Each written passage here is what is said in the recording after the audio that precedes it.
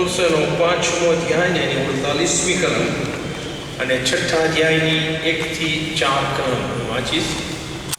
માંથી 5:48 થી. જો આપ લોકોએ બાઇબલ ખોલ્યું હોય તો આપણે કરીએ છીએ એમ ઊભા થઈએ, આપણે બાઇબલ ઊંચા કરીએ, આપણો કરાર તાજો કરીએ, વંચાય ત્યાં સુધી ઊભા રહીએ અને આમે કરી બોલીને આપણે બેસીશું.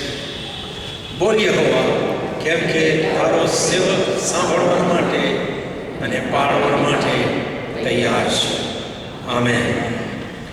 માંથી 5 અને 48મી કલમમાં પ્રભુ ઈસુ ખ્રિસ્ત પોતાના અનુયાયીઓને ધ્યાનમાં રાખીને કહે છે, 48મી કલમ, એ માટે જેઓ તમારો આકાશમાંનો બાપ સંપૂર્ણ છે તેવા તમે સંપૂર્ણ થશો.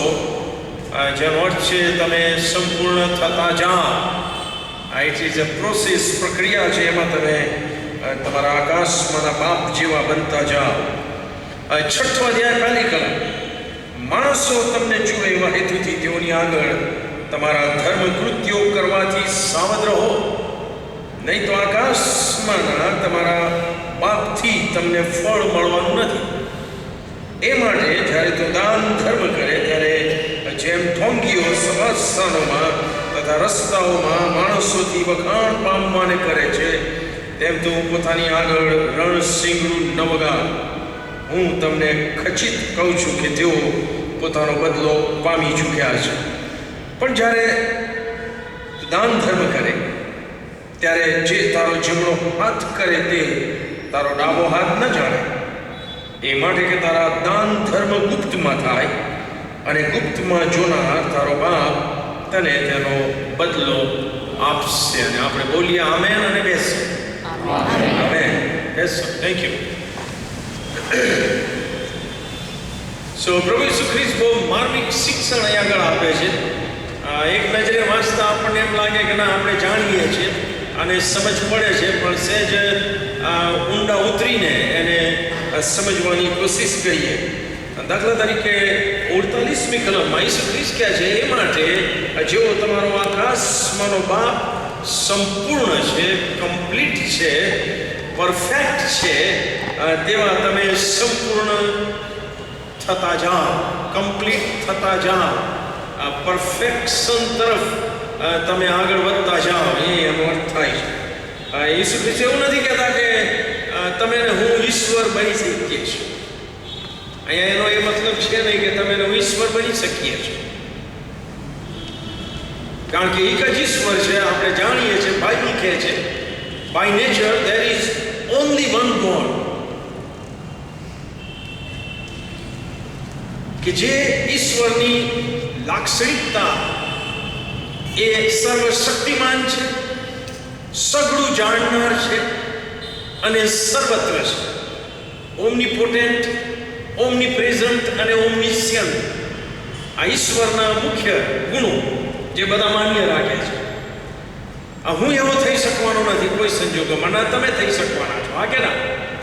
અને તેથી ઈસુ ખ્રિસ્ત જ્યારે કહે છે ત્યારે એ અનુસંધાનમાં નથી કહેતા કે તમે ઈશ્વર બની જાઓ, ઈશ્વર જેવા સર્વશક્તિમાન, ઈશ્વર જેવા સઘળું જાણનાર, ઈશ્વર જેવા સર્વત્ર છવાઈ જાઓ. ન, અહીંયા ઈસુ ખ્રિસ્ત જે 5મા અધ્યાયમાં શિક્ષણ આપી ગયા એના અનુસંધાનમાં ઈસુ ખ્રિસ્ત એમ કહે છે કે જે ઈશ્વરના આપણે બાળકો છીએ, એ ઈશ્વર પાસે એમનું પોતાનું મોરલ કેરેક્ટર છે, નૈતિક ચારિત્ર છે. અને એ ચારિત્ર એ આપણો ગોલ અથવા આપણું ધ્યેય હોવું જોઈએ કે ઈશ્વરનું જે ચારિત્ર છે એવું ચારિત્ર મારામાં પણ આવતું જાય. હા કે ના? અને 5મા અધ્યાયમાં આપણે જે શીખી ગયા, ઈશ્વરના સદગુણો, ઈશ્વરની ઈચ્છા. ઈશ્વર કડવાશ રાખતા નથી, ઈશ્વર વિચાર કરતા નથી, ઈશ્વર જૂઠું બોલતા નથી. હા કે ના? બીજો ગંડાના પુસ્તકમાં કહે છે કે ઈશ્વર માણસ નથી કે તે જૂઠું બોલે, અને માણસનો દીકરો નથી કે એ પોતાના વિચારો બદલી નાખે, વચન આપે ને તોડી નાખે. ના, એ એમનું મોરલ કેરેક્ટર છે. અને પ્રભુના બાળક તરીકે મારામાં પણ એ કેરેક્ટર આવવું જોઈએ. ઈશ્વર પવિત્ર છે, તમામ પાસાઓમાં પવિત્ર છે. આપણા ઈશ્વર અશુદ્ધ નથી, અશુદ્ધતા કરતા નથી, વ્યભિચાર કરતા નથી, અતિ પવિત્ર છે. ઈશ્વર પ્રેમ છે અને અનકન્ડિશનલ પ્રેમ કરે છે. ઈશ્વર માફી આપનાર ઈશ્વર છે, ઈશ્વર દયાળુ છે. આ બધા એમના મોરલ કેરેક્ટર જે કહેવાય એ આપણે જાણીએ છીએ, એ આપણામાં આવવા જોઈએ. અને આખું આપણે તો નવા કરાર પછી જીવીએ છીએ અને એટલા માટે પવિત્ર આત્મા આપણને આપવામાં આવ્યો છે કે પ્રભુનો પવિત્ર આત્મા મારામાં વાસો કરીને મને અંદરથી બદલે, કે જેથી મારામાં ઈશ્વરનું કેરેક્ટર અથવા દૈવી સ્વભાવ મારો બને. મારામાં પ્રેમ, આનંદ, શાંતિ, સહનશીલતા, મારુંપણું, ભલાઈ, નમ્રતા, સંયમ, વિશ્વાસુપણું એ તમામ મારામાં દેખાવું જોઈએ કે જે ઈશ્વરના સદગુણો છે. એ ઈસુ ખ્રિસ્ત શીખવે છે. અને બહુ મોટી ચુનૌતી અથવા પડકાર હતો, કારણ કે એ વખતના ફરોશીઓ અને શાસ્ત્રીઓ જેઓ પોતાને બહુ ધાર્મિક માનતા હતા, એ લોકોમાં એ હતું નહીં. ઈશ્વરના સદગુણો એમના બને એવી એમની કોઈ ઈચ્છા મહેચ્છા હતી નહીં. એ લોકો કેવળ બાહ્ય દેખાડામાં જીવતા. અને તેથી જો આપણે 6થા અધ્યાયમાં આવીએ તો હવે ઈસુ ખ્રિસ્ત એક બહુ પ્રેક્ટિકલ ઇસ્યુને સ્પર્શ કરે છે. અને એ પહેલી કલમમાં ઈસુ ખ્રિસ્ત કહે છે, માણસો તમને જુએ એવા હેતુથી તેઓની આગળ તમારા ધર્મ કૃત્યો કરવાથી સાવધાન રહો, નહીં તો આકાશમાંના તમારા બાપથી તમને ફળ અથવા બદલો મળવાનો નથી. સમજાય એવું વાક્ય છે, બિલકુલ સમજાય એવું વાક્ય છે. હિન્દી બાઇબલ આ પ્રમાણે કહે છે અને થોડુંક વધારે વજનદાર લાગે, सावधान रहो और परमेश्वर चाहता है उन कामों का लोगों के सामने दिखावा मत करो. दिखावा मत करो, दिखावा ना करो, नहीं तो तुम अपने परम पिता से जो स्वर्ग में है उसका प्रतिफल नहीं पाओगे.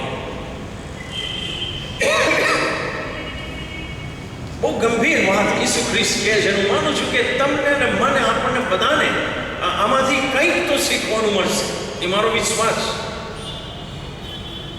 ઈસુ ખ્રિસ્ત અહીંયા એવું નથી કહેતા કે તમે ધર્મ કૃત્યો ના કરો. ધર્મ કૃત્યો એટલે ધ એક્ટ્સ ઓફ રાઇચસનેસ, ન્યાયપૂર્ણના કૃત્યો, ભલાઈના કૃત્યો, ગુડ વર્ક્સ. ઈસુ ખ્રિસ્ત એવું નથી કહેતા. કારણ કે જો હું એવો દાવો કરું છું કે હું ઈશ્વરનો દીકરો છું, તો હું એવો શબ્દ વાપરીશ કે ઓટોમેટિક ઈશ્વર મારી પાસે એવી અપેક્ષા રાખે છે કે એમના દીકરા તરીકે હું ન્યાયપણાના કૃત્યો કરું. હા કે ના? સારા કૃત્યો થવા જ જોઈએ મારાથી, જો હું દાવો કરું છું કે હું ઈશ્વરનો દીકરો કે દીકરી છું. અહીંયા પેલો કર્મ માર્ગ મારે સમજાવવો પડશે. આપણે સારા કૃત્યો કરીને ઈશ્વરના દીકરા કે દીકરી બની શકતા નથી એમ બાઇબલ કહે છે. કેવળ ઈસુ ખ્રિસ્તને અંગત તરીકે સ્વીકારવાથી બનીએ છીએ. સો કૃત્યો પહેલા નથી આવતા, પહેલા ઈસુ ખ્રિસ્ત પરનો વિશ્વાસ આવે છે અને પછી કૃત્યો આવે છે. સારા કૃત્યો કરીને હું ઈશ્વરનો દીકરો બની શકતો નથી, પણ કારણ કે હું ઈશ્વરનો દીકરો છું, ઈશ્વર એવી અપેક્ષા રાખે છે કે હું સારા કૃત્યો કરું. હા કે ના? ભલાઈના કૃત્યો, જેને અહીંયા ધર્મ કૃત્યો કહેવામાં આવે છે. અને ઘણા બધા ધર્મ કૃત્યો છે, આપણે જાણીએ છીએ અને આપણે કરીએ પણ છીએ.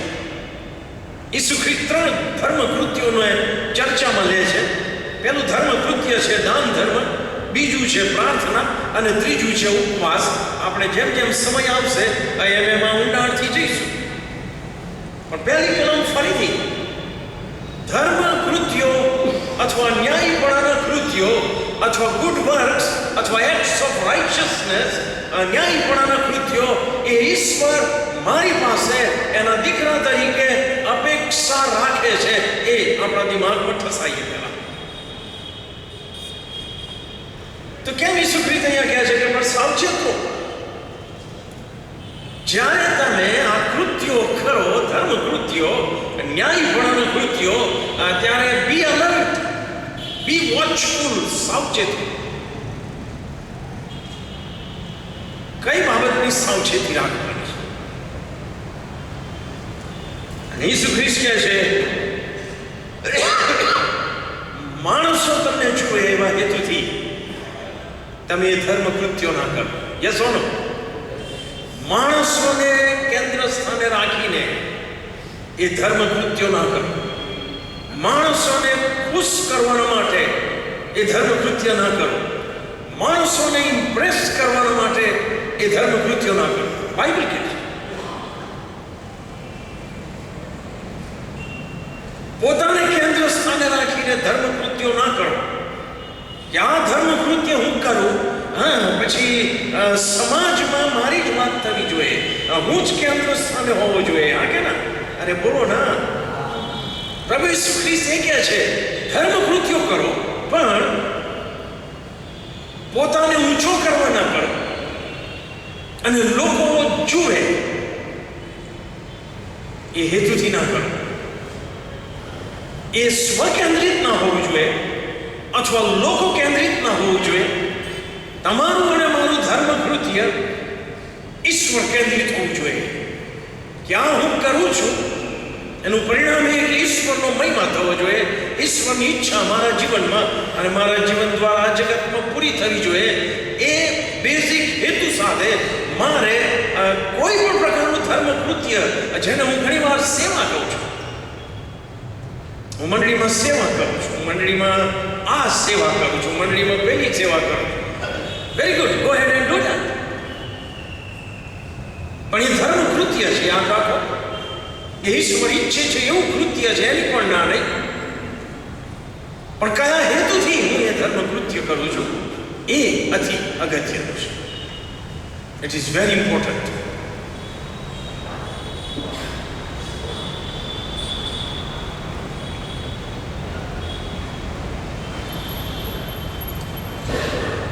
This may have accused. Jesus does not condemn the acts, but he does condemn the wrong motive. હું જે કંઈ કરું છું એની પાછળ મારી નિયત શું છે, મારો ઈરાદો શું છે, મારો મોટિવ શું છે, મારો મતલબ શું છે, મારો હેતુ શું છે, શા માટે હું કરું છું.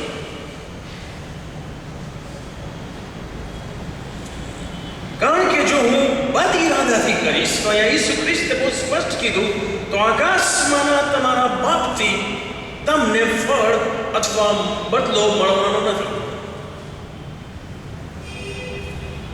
તમે જેના નામે અને જેના માટે કરો છો એ ધર્મ કૃત્ય જો તમે પોતાને અથવા માણસોને કેન્દ્ર સ્થાને રાખીને કરો છો, then forget it કે ઈશ્વર એને માન્ય કરે અને તમને આશીર્વાદ આપે. નો, બહુ ગંભીર વાત ઈસુ ખ્રિસ્ત કહે છે.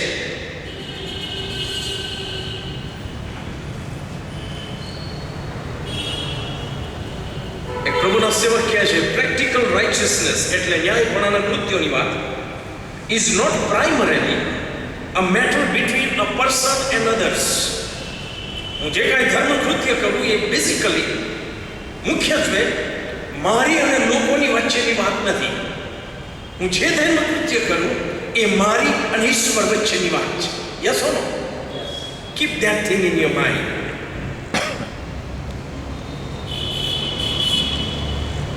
અને તેથી it should not be done for people's approval but for God's approval. હું જે કાંઈ કરું, મારા વિચાર, વાણી, વર્તન, વ્યૂહ રચના, મારું ઉઠવું બેસવું, મારા સેવા કાર્યો, એ ઈશ્વર માન્ય કરે, ઈશ્વર એને અપ્રૂવ કરે, ઈશ્વર એને સ્વીકાર્ય ગણે, એ હેતુથી ઈશ્વરને ગમે એ રીતે મારે કૃત્ય કરવાના છે. નહીં કે હું એ કરું અને લોકો એને સ્વીકારી લે, લોકો એને અપ્રૂવ કરે, માન્ય રાખે અને મારી વાવા થઈ જાય. યસ ઓર નો?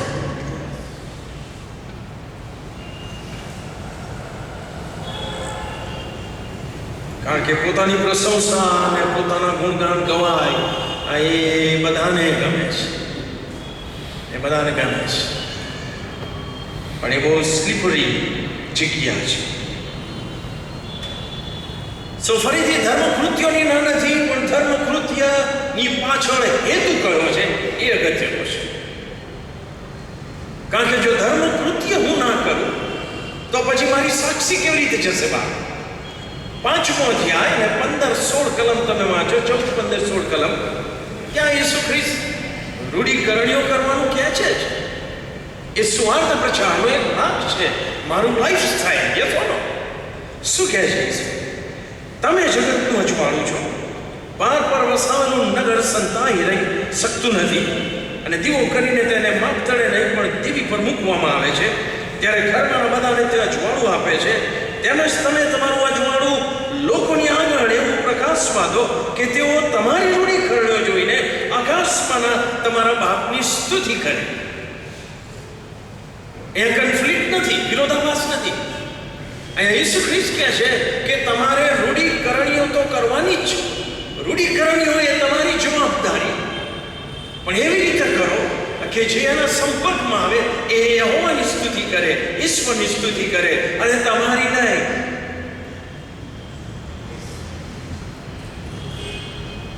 વ્યક્તિ પૂજા નહીં, ખરેખર ઈશ્વર ભક્તિ કરે. હા કે ના?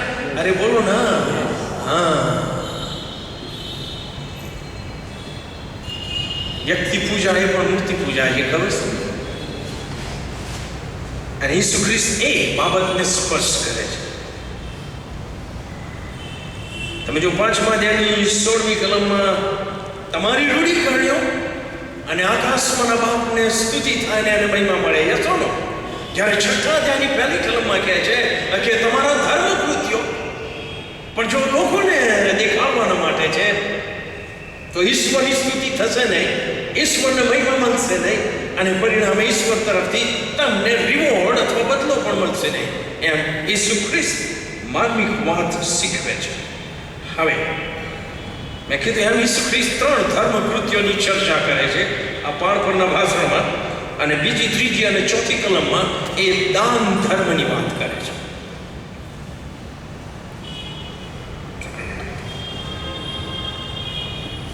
વાંચીએ બીજી કલમમાં શું કહે છે.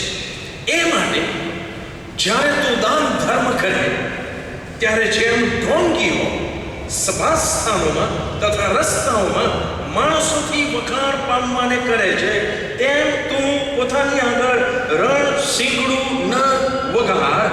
હું તમને ખચિત કહું છું કે તેઓ પોતાનો બદલો પામી ચૂક્યા છે. અહીંયા જો ગ્રામર પકડીએ આપણે તો અહીંયા ઈસુ ખ્રિસ્ત એવું નથી કહેતા કે જો તું દાન ધર્મ કરે. It's not if, it is when. જો તો નથી, પણ જ્યારે ત્યારે. એ બેમાં ફેર છે, રાઈટ? અહીંયા જે લખ્યું છે એ માની લે છે કે ઈશ્વરના એક દીકરા અને દીકરીએ અને પ્રભુ ઈસુ ખ્રિસ્તના અનુયાયીઓએ દાન ધર્મ કરવાનું જ છે. કોઈ પ્રોહિબિશન નથી. જો તું દાન ધર્મ કરે એવું લખ્યું હોય તો ઓપ્શન છે કે મારે કરવું હોય તો કરું અને ના કરવું હોય તો ના કરું. હા કે ના? But it's not that. ઈશ્વર ઈચ્છે છે કે હું એના દીકરા તરીકે દાન ધર્મ, it means so when you give to the needy or poor. અહીંયા જે દાન ધર્મની વાત છે બેઝિકલી કારભારીઓ આપણી પાસે આવે છે અને આપણે આપીએ છીએ નથી. એ આવી જાય, નો ડાઉટ એ આવી જાય, પણ અહીંયા આગળ જે આપણી જવાબદારી છે કે જે પુઅર અને નીડી છે એને જ્યારે આપણે કાં તો પૈસાથી, કાં તો કપડાથી અથવા તો ખોરાકથી મદદ કરીએ ત્યારે. યસ ઓર નો? એ એનો અર્થ છે. પેલા દાન ધર્મને લાગુ પડે સાહેબ કે દેખાડો કરવા અને વખાણ પામવા આપશો નહીં તો કોઈ આશીર્વાદ નહીં મળે.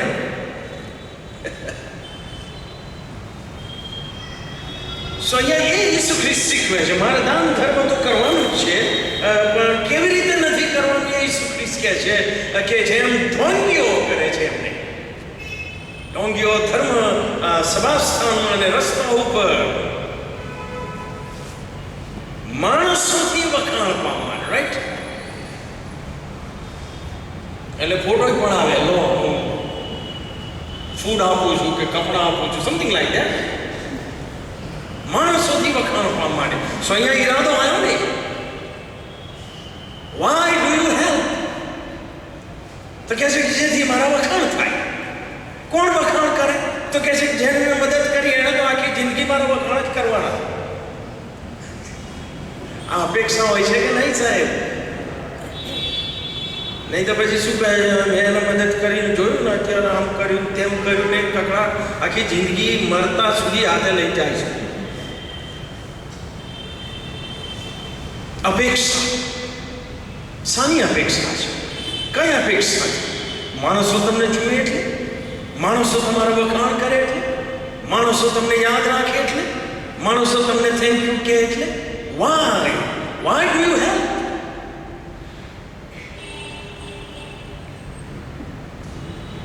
ઈસુ ખ્રિસ્ત કહે છે તેમ તું પોતાની આગળ રણસિંગનું ન વગાડ. બેઝિકલી એ વખતના ફરોશીઓ અને શાસ્ત્રીઓ નો આ પ્રોબ્લેમ હતો. તમે મારી સાથે માથી 23 ખોલો અને હું જસ્ટ સેમ્પલ કલમ વાંચું થોડી.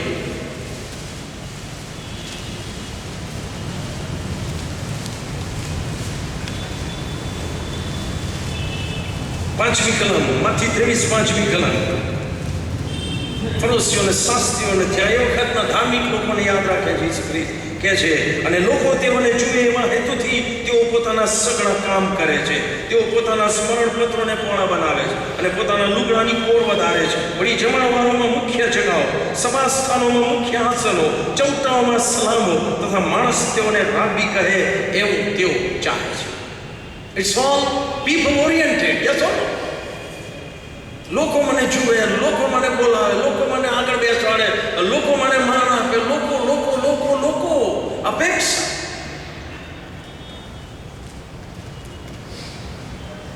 અઠ્યાવીસમી કલમ વાંચો. તેમ તમે પણ માણસોની આગળ બહારથી ન્યાયી દેખાવો છો ખરા, પણ માહે માહે ઢોંગે અને ભૂંડાએ ભરેલા છો. Yes no?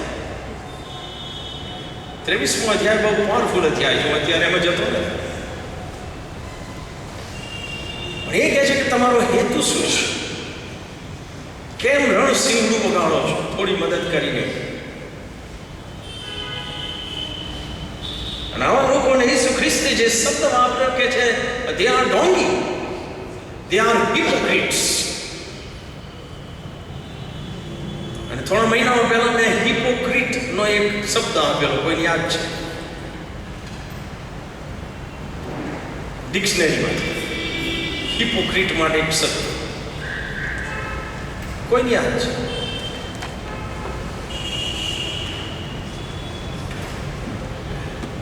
It's so simple. Hypocrite is an actor. He is an actor. Actor તો જાણો છો કે નહીં? પડદા ઉપર, રાઈટ? એ ગમે તે નામાંકિત કે નવો નિશાળ્યો હોય, but they are actors, they are donkeys. As far as dictionary is concerned, they are actors, so they are donkeys. કારણ કે જે વાસ્તવિકતામાં નથી એ લોકો, એ લોકો છે એવું બતાડે છે. યસ ઓર નો? અરે બોલો ના. સો ઈસુ ખ્રિસ્ત પણ અહીંયા કહે છે કે લોકો આપે છે ખૂબ, પણ વાસ્તવિકતામાં કંઈક જુદું છે. In reality there is something different. અને તેથી આ લોકોને ઈસુ ખ્રિસ્ત ઢોંગી અથવા એક્ટર કહે છે. અને એક પ્રભુના સેવકે સમજાવતા શું કહે છે? Why they are called actor or hypocrite? Because while, સાંભળજો, હું ગુજરાતીમાં કરીશ પછી, because while they pretend to give, they really intend to receive. अरे बोलो ना, they pretended as if they are giving, but their intention is to receive. अरे बोलो ना, हाँ एवो देखाड़ो करे छे कि एमणे दान आप्युं, वास्तविकમાં અપેક્ષા એ છે કે હવે એમને ઊંચે કરવામાં આવે, એમને પાછું મળે, એમના વખાણ થાય, એમને માન મળે. ના, ઈશ્વરને માન્ય નથી. અને તેથી ઈસુ ખ્રિસ્ત કહે છે, હું તમને ખચિત કહું છું કે તેઓ પોતાનો બદલો પામી ચૂક્યા છે. ક્યાં આગળ? અહીંયા જ પામી ચૂક્યા છે. કઈ રીતે? તો કે બહુ દાનવીર છે, બહુ પ્રાર્થનાવાદી છે ને બહુ સેવા કરનારા છે ને લોકોના વખાણ.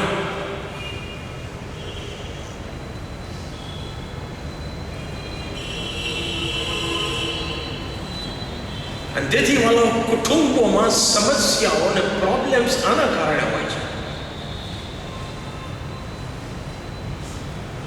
અને આપણે સવાલ પૂછીએ કે કેમ આમના કુટુંબમાં કેમ આવું થાય? You have to be careful, right?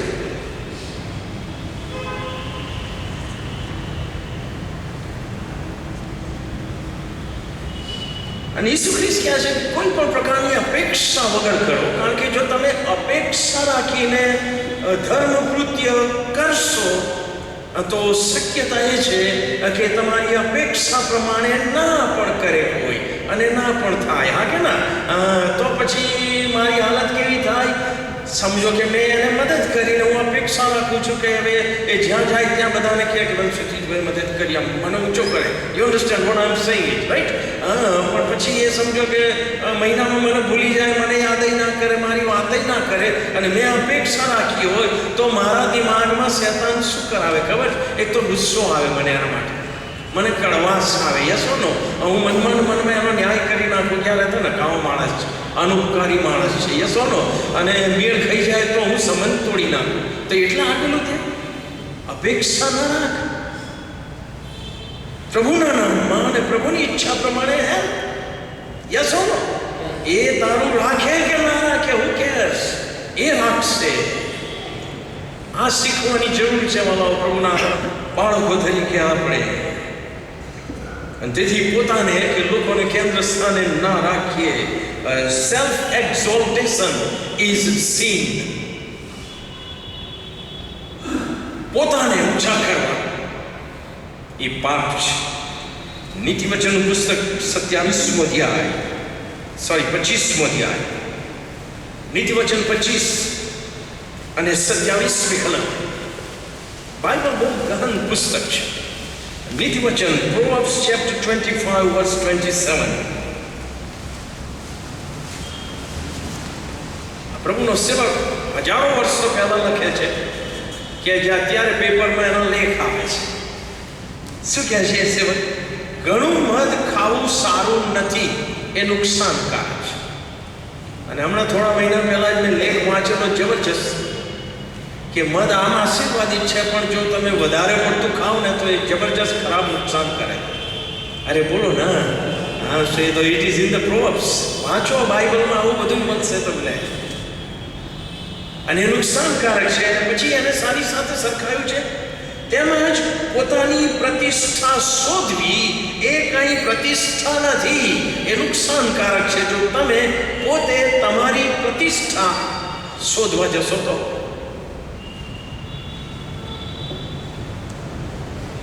27મો અધ્યાય અને બીજી કલમ. આ બાઇબલમાં કેટલાક શિક્ષણ આપ્યું છે, વાંચો. નીતિવચન 27:2. બીજો માણસ તારા વખાણ કરે પણ તું તારે મોડે તારા વખાણ ન કર. બીજો કરે તો ભલે, પણ તારા પોતાના હોઠ ન કરે. સો સેલ્ફ એક્ઝોલ્ટેશનને નકારવામાં આવ્યું છે. હા કે ના? પોતે પોતાના વખાણ ન કરે, બીજો કરે તો ભલે કરે. હવે અહીંયા ઈસુ ખ્રિસ્ત કહે છે કે જે અદિરાદાથી ધર્મ કૃત્ય કરે છે એને ઈશ્વર પાસેથી કોઈ બદલો મળશે નહીં. એને જે બદલો મળે છે એને જ મળી જાય છે. હા કે ના? પણ એ અનુસંધાનમાં હું વિચારતો હતો, અને મેં સોમવારે જે મણિનગરમાં બાઇબલ સ્ટડી થાય છે ત્યાં કેટલાક વકીલો આવે છે, અને મેં સવાલ પૂછ્યો કે કોઈ માણસે એક ગુનો કર્યો હોય એની 2 સજા ના થાય કોઈ દિવસ? હા કે ના? એક ગુનાની 1 સજા. It's the law of the land. તો અહીંયા આગળ ઈસુ ખ્રિસ્ત એવું કંઈક કહેવા માંગે છે કે જો તમે ધર્મ કૃત્ય કર્યું છે એના ઈરાદા ઉપર તમને એક જ બદલો મળશે, કાં અહીંયાથી મળશે કાં ઉપરથી મળશે. યસ ઓ નો? તમે અહીંયાથી બદલાની આશા રાખો અને ત્યાંથી બદલાની આશા રાખો, એ શક્ય નથી. પણ હું એને સહેજ ફેરી કરવા માંગુ છું, કારણ કે જ્યારે તમે કે હું ખરેખર ઈશ્વર કેન્દ્રિત જીવન જીવીએ છીએ, પ્રભુના મહિમા માટે કરીએ છીએ, જીવીએ છીએ, ત્યારે એની એવી સાક્ષી પણ ઊભી થાય છે કે જેઓ જેન્યુઇન પ્રભુ પ્રેમી લોકો છે એ લોકો આપણને રિસ્પેક્ટ આપે છે. હા કે ના? સો એની ના નથી, પણ મારે શોધવા જવાનું નથી. ઈસુ ખ્રિસ્ત આપણને એ કહેવા માંગે છે, self exaltation is prohibited, is sin. ખરેખર ઈશ્વર શું ઈચ્છા રાખે? તમે જો માથીની સુવાર્ત 23મો અધ્યાય, હમણાં જ આપણે અધ્યાયમાં જોયું, માથી 23 અને 11 અને 12મી કલમમાં, પણ તમારામાં જે મોટો છે તે તમારો સેવક. જે મોટો થવા માંગે છે એણે સૌથી પહેલા નાના થવાનું, રાઈટ? જે સાહેબ થવા માંગે છે એણે સેવક થવાનું. એનો અર્થ એ થાય કે નહીં? પછી કહે છે, અને જે કોઈ પોતાને ઊંચો કરશે તે નીચો કરાશે, અને જે કોઈ પોતાને નીચો કરશે તે ઊંચો કરાશે, અને એ કરનાર ઈશ્વર છે. જો હું મારી જાતને ઈશ્વરના બાજુએ રાખીને ઊંચે લઈ જઈશ તો હું નીચે આવીશ, પણ હું ઈશ્વરની હાજરીમાં મને નીચે લઈ જઈશ તો ઈશ્વર મને ઊંચો લઈ જશે. અને પિત્તર આપણને આ સમજાવે છે, એનો પહેલો પત્ર, એનો 5મો અધ્યાય, પહેલો પિત્તર 5મો અધ્યાય અને એની 6ઠી કલમ. પહેલો પિત્તર 5 6ઠી કલમ. એ માટે દેવના સમર્થ હાથ નીચે તમે પોતાને નમાવો કે દેવ તમને યોગ્ય સમયે ઉચ્ચ પદે મૂકે. સિક્યોરિટી શામાં છે? હું મારી જાતને ઇધર ઉધર સામ દામ દંડ ભેદ કરીને કંઈ ઊંચે જતો રહું એમાં સિક્યોરિટી છે? કે પછી હું ઈશ્વરને આધીન થઉં અને ઈશ્વર એમના સમયે અને એમની રીતે મને એ સિક્યોરિટીની જગ્યા લાવે? કયા આશીર્વાદ ઈશ્વર લાવે? યસો? સો ઈસુ ખ્રિસ્ત એ જ આપણને સમજાવવા માંગે છે કે તમારો મતલબ, તમારો ઈરાદો, તમારી નિયત એ ઈશ્વર કેન્દ્રિત, ઈશ્વરને મહિમા આપનાર હોવી જોઈએ. અને તેથી હવે ઈસુ ખ્રિસ્ત કહે છે કે કેવી રીતે ધર્મ કૃત્ય અને બેઝિકલી દાન ધર્મ કેવી રીતે કરવું. વાંચો તમે 3જી કલમ, માથી 6 અને 3જી કલમ.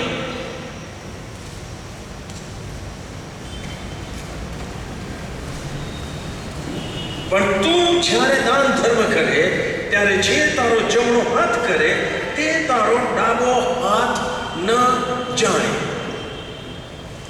Is it possible? એ શક્ય છે? અરે બોલો ના, શક્ય છે? અને હું તો કહું છું કે અશક્ય છે. હું જે કંઈ જમણા હાથથી કરું એ ડાબો હાથ જાણે. હા કે ના?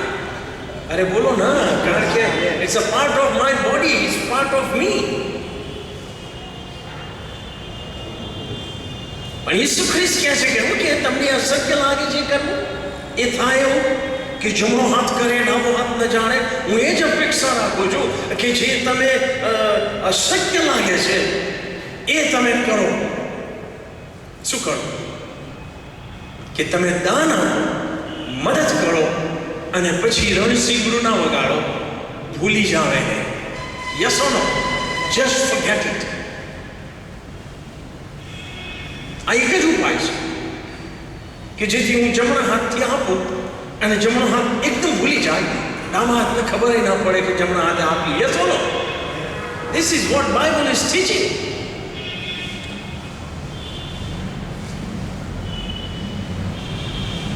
અત્યારનો તો માહોલ એવો છે કે જો નામ ના આવ્યું તો આપણે પ્રશ્ન કરીએ. That is altogether different subject.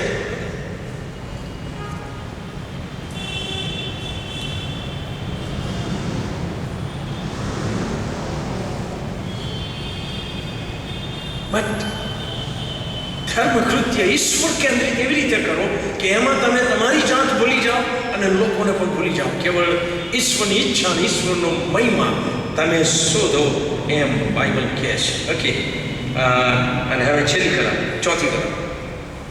એ માટે કે તારા દાન ધર્મ ગુપ્તમાં થાય, ઇન સિક્રેટ, અને ગુપ્તમાં જોનાર તારો બાપ તને તેનો બદલો આપશે.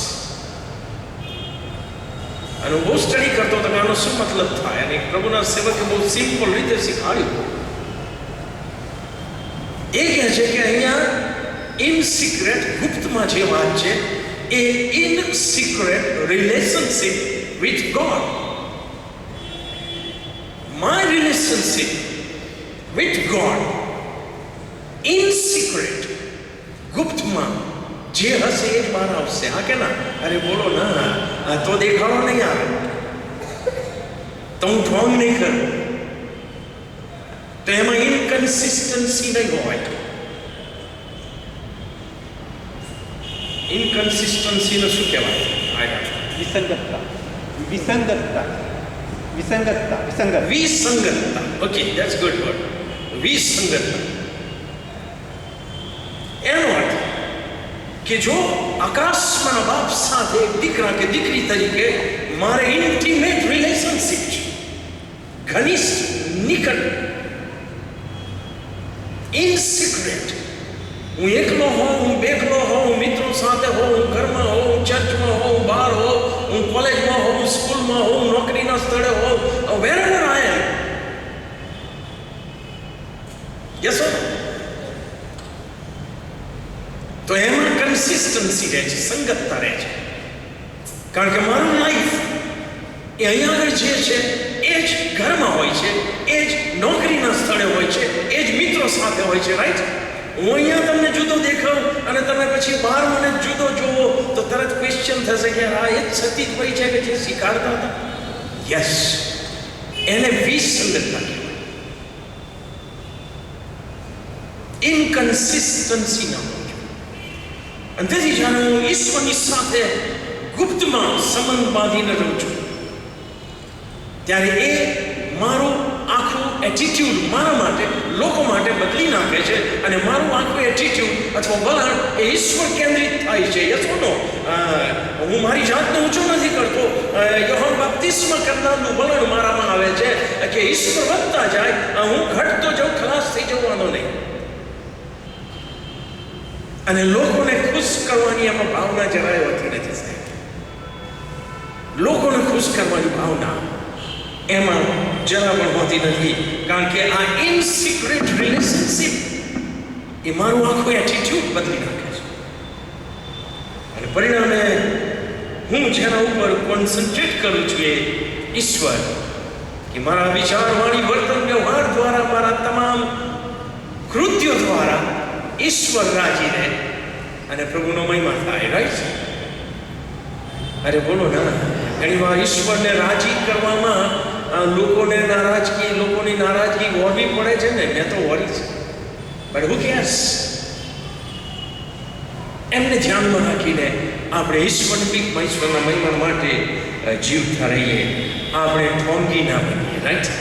લોકોની આગળ દેખાડો ના કરીએ, લોકોની વખાણ પામવાને ના કરીએ, પણ ઈશ્વરનો મહિમા થાય એ આપણા જીવનનો ધ્યેય હોવો જોઈએ. વહેલા સત્યના માટે પ્રભુનો આભાર માનીએ છીએ.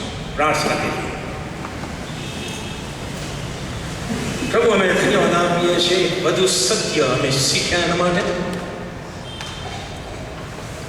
અને પ્રભુ, અમે જ્યારે સત્ય જાણીએ છીએ ત્યારે એનો અર્થ કે અમે વધારે તમારી નજરમાં જવાબદાર બનીએ છીએ. કારણ કે એ સત્યને સ્વીકારીને અને જીવનમાં અપનાવવાની અમારી જવાબદારી વધી જાય છે. આજે ફરીને એકવાર અમારા હેતુઓ, અમારા ધ્યેય, શા માટે અમે સેવા કરીએ છીએ, શા માટે અમે ધાર્મિક કૃત્યો, ન્યાયપણાના કૃત્યો કરીએ છીએ, એ હંમેશા તમારી ઈચ્છામાં ચેક કરવા માટે અમારી મદદ કરો. એ માટે કે એવું ન થાય કે અમને અહીંયા જ બદલો મળે અને જ્યારે તમારી પાસેથી બદલો લેવાની વાત આવે ત્યારે અમે ખાલી હોઈએ. અમારી મદદ તમે કરો. અમે છૂટા પડીએ છીએ, અમારી સાથે રહો. અને આવનાર અઠવાડિયું પ્રત્યેકના માટે પ્રભુ તાજગી, તંદુરસ્તીનું, સુરક્ષાનું અઠવાડિયું બની રહે. તમામ જોખમ, અકસ્માતથી, માંદગીથી, વિનાશક હુમલા પરિબળોથી અમને બચાવીને રાખો. જે કંઈ કામકાજ અમે હાથમાં લઈએ તમારી કૃપા અમે પ્રાપ્ત કરીએ એવી વિનંતી પ્રભુ અમે કરીએ છીએ. અમારી નાની મોટી જવાબદારીઓ અદા કરવા માટે તંદુરસ્ત રાખો, જ્ઞાન આપો અને અમારી નાની મોટી જરૂરિયાતો તમારા દાતાર હાથે પૂરી કરો. અમે આશીર્વાદિત થઈએ અને અમે બીજાઓના માટે સાક્ષીરૂપ બનીએ એવી કૃપા માંગતા અમે અમારા જીવનોને તમારા હાથમાં મૂકીએ છીએ. મારી પ્રાર્થના પ્રભુ ઈસુ ખ્રિસ્ત નાઝારીના નામમાં તમે સાંભળો અને માન્ય કરો. Amen. Amen. Well, thank you very much.